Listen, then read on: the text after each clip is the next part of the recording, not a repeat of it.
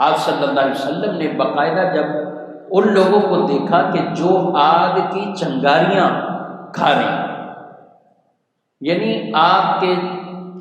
آگ کو وہ نگل رہے ہیں، کھا رہے ہیں، اللہ اکبر، تو رسول اللہ صلی اللہ تعالیٰ علیہ وآلہ وسلم نے جبریل سے پوچھا ہے کہ یہ کون لوگ ہیں کہ جو آگ کھا رہے ہیں اور ان کے جسم کو چیرتے ہوئے وہ چنگاریاں نکل رہی باہر، کون ہیں یہ؟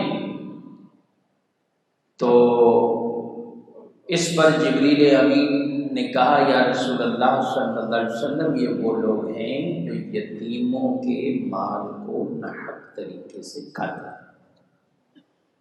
اور قرآن میں یہ چونکہ پہلے سے ہی بیان فرمایا ہے، قرآن میں آیات مبارکہ واضح موجود ہیں ہماری تعلیم کے لیے۔ اللہ نے فرما دیا ہے ان الذین یاکلون اموال الیتامی ظلما، جو ناحق ظلماً یتیموں کا مال کھائیں،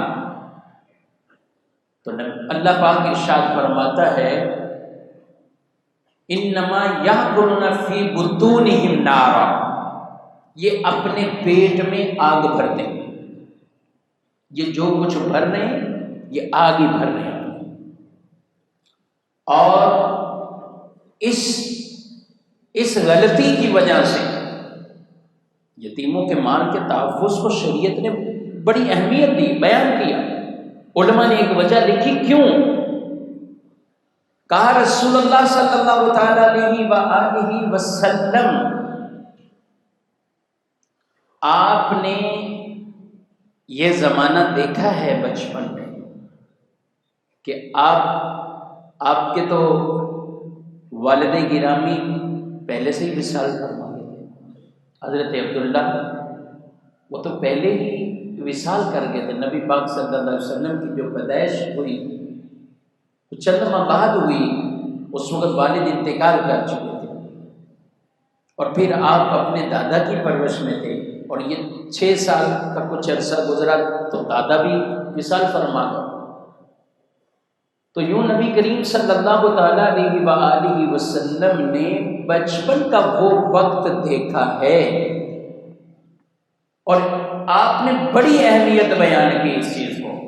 ہاں، یہ علماء نے ضرور بیان کیا کہ حضور علیہ السلام کی ذات کو یتیم نہیں کہنا جائز نہیں، حضور کو یتیم کہنا جائز نہیں ہے، اس لیے میں نے اپنی گفتگو میں وہ لفظ نہیں استعمال کیا، اس احتیاط کے پیش نظر۔ حضور یتیم نہیں، در یتیم ہے۔ کیا ہیں آپ؟ یتیموں کے والی بن کر آپ آئے ہیں۔